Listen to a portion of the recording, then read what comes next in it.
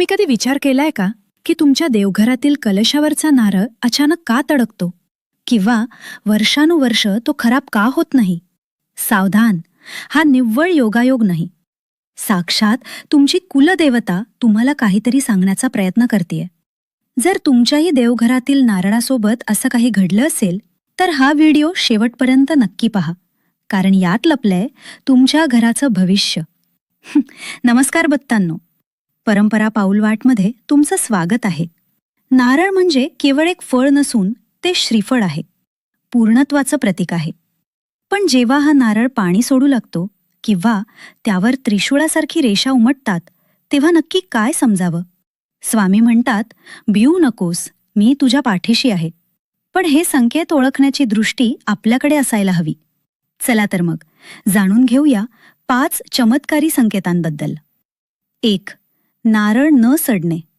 जर नारळ महिनाभराहून अधिक काळ तसाच राहिला तर समजा तुमच्या घरावर कुलदेवतेचं सुरक्षा कवच आहे.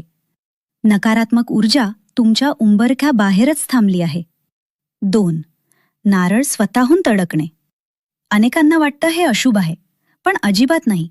नारळ तडकणे म्हणजे घरावर येणारं एखादं मोठं अरिष्ट त्या नारळाने स्वतःवर झेललं आहे आणि स्वामींच्या कृपेने तुमच्या वर आलेलं संकट टळलं आहे असं समजावं.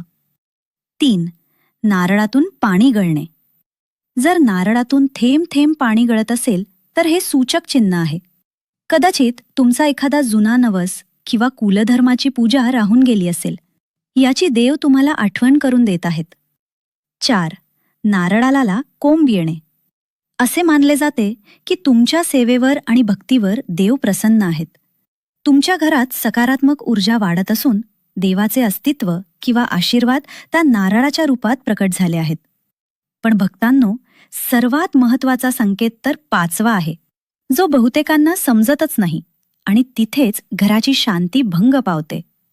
तो सांगण्यापूर्वी जर तुम्हालाही स्वामींचा अनुभव आला असेल तर कमेंटमध्ये श्री स्वामी समर्थ लिहायला विसरू नका आणि चॅनलला सबस्क्राईब करा.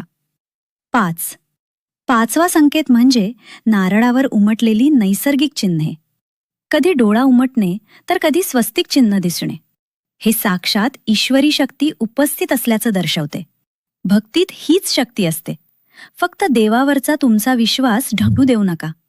हा माहितीपूर्ण व्हिडिओ तुमच्या मित्रपरिवाराला नक्की शेअर करा, जेणेकरून त्यांनाही या दैवी संकेतांची ओळख होईल.